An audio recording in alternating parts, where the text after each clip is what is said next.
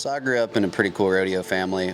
My dad rode bareback horses professionally for about 15 years. I was horseback from the time that I was a little bitty kid. When I was 2, 3 years old, I had a little Shetland pony that I'd kick around on and kept moving up from there. And my dad always showed me the rope, showed me how to be a cowboy and what it means to be a cowboy. And so I've had a cowboy hat on my head forever and enjoying every minute of it. When I turned about 15, I got on my first bareback horse and fell in love with it. So all the high school and junior rodeos, I worked pretty much every event at one time or another. It was either roping calves, heading or heeling, riding bareback horses. Just wanted to explore all my options. I bulldogged for a short amount of time, and I just wanted to make sure that I would kind of cover the base of every event and stick with what I knew and stick with what I liked, which ended up being the bareback riding for my #1 and roping calves #2. Being able to do both on each side of the arena, to me, it's very humbling because I get to kind of see both ends and both crowds and learn from each rodeo contestant, and I feel like that's kind of what made me into what I am today. So I went to all the junior opens as a kid. I wanted to win stuff like the Barry Burke Open and Joe B's and Chris Neal's Opens, and I got lucky. I was able to win second at Barry's on more than one occasion. Same deal with Chris Neal's. I did get the win at one of Joe B's Opens. I started to crave, the simple thing of winning.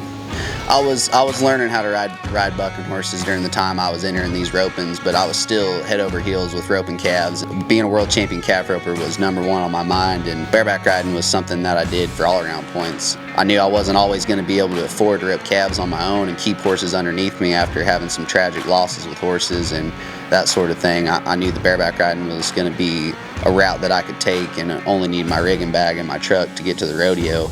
And that's whenever, I knew that it was time to kind of move on and perfect that event. 2019 ends my rookie year. I went to a lot of rodeos, stayed healthy all year. Didn't make my goal of making the finals or winning Rookie of the Year, but I learned more that year than I have any years of rodeoing in my life. So when 2020 rolled around, I knew for a fact that I was going to the National Finals Rodeo. I knew that what it was going to take to belong in the top 15. And unfortunately, COVID strikes a quarter way through the year. I was sitting in the top 3 in the world at the time, and it wasn't going to let it bring me down. Didn't know if we were going to get to rodeo, but I had a feeling there was going to be a national finals at the end of the year, so had to rodeo completely different than anybody had ever had to rodeo. So I ended up with going to about half the rodeos I imagined I would have, making my first NFR with about half the money won too. End of September, whenever you know that your name belongs with the best in the world, it changes everything. It changes your mental aspect, your physical aspect. Once you realize that that's where you belong, that you pretty much get on a whole nother train and you keep it rolling and it doesn't stop. What we call the COVID year, it didn't matter where you went, whether there was 5,000 at it or 15,000 at it, the best in the world were going to be there every single weekend, which all the reason why it makes it so much more special to make the NFR is when you're competing against the top 35 bareback riders in the world, and there's no getting away from them. They're going to be at every rodeo you're at that weekend because there's nowhere else to go. It was an absolute knife fight, and it was something that I'll always be proud to be a part of, and I'll never regret that year. I had more fun than I think anybody else did during COVID. So to be able to go out there and accomplish my goal during a time like that, it just made me better for the next year. Get solidified, make my first NFR, and you've been dreaming of the Thomas and Mack since you could walk, and now it's 45 minutes in your backyard in Arlington, Texas. You want to see Vegas, you want to see the Thomas and Mack and the lights and what everybody talks about, but it was pretty awesome to have it right down the road. I felt really comfortable. I felt like I was in my hometown a little bit. And the feeling doesn't change. When you see the yellow buck and shoots and you're having to do all the same formalities that they do in Vegas, you know where you are and you know who you're competing against. And I think that's going to end up going down in the history books as, one of the wildest NFRs, with it being in Texas. So, I mean, how many times can you get to say that you competed at your first NFR in Texas? Rounds 2, 3, and 4, I go on to win second in all 3 of those rounds, and that's whenever I finally, felt like I was, there for a reason, and I knew that I could compete with the best. From there, I went to my very first pro rodeo of the year in Odessa, Texas. I was entered in the bareback riding and the calf roping. had a horse I wasn't real familiar with, and by all means, just a freak deal happened, and she comes over on me as I'm nodding and gets me in the right spot, ends up breaking my back, and I ended up having to have a spinal fusion on my T12 and L1, which was going to set me out for what the doctors told me could be more than a year, and obviously got told that I might not be able to get on anymore, but that kind of just went in 1 year and right out the other. I knew that as soon as I had the right surgeon get a hold of me and fix my back, that I was going to be riding bareback horses that year.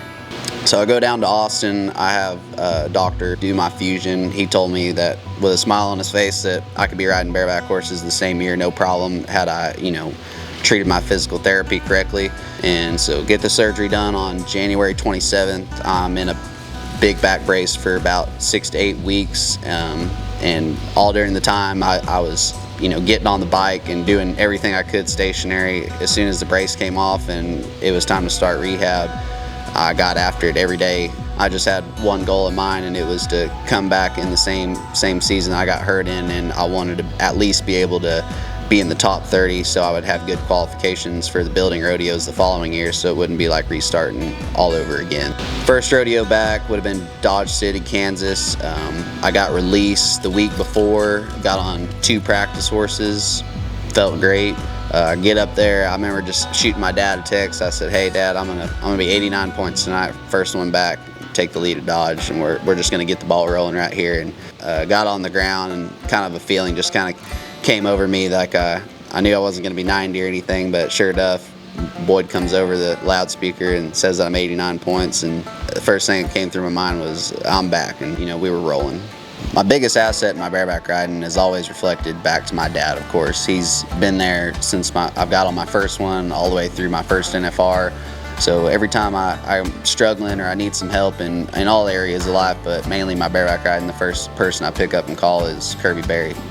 Learning everything that I can from each area and each age of a guy has helped me mold me into the bareback rider that I am today. Being able to go to those rodeos was a huge confidence booster, knowing I could come back and gain that much ground in such short time. So it really prepared me for the following season, knowing that I would get a full year rodeoing in 2022. So all the time people ask me if my back gives me issues, and if it hinders me in any type of way, and obviously it's going to give me some problems, some issues. I've got it fused together, so it'll never move like it ever did before.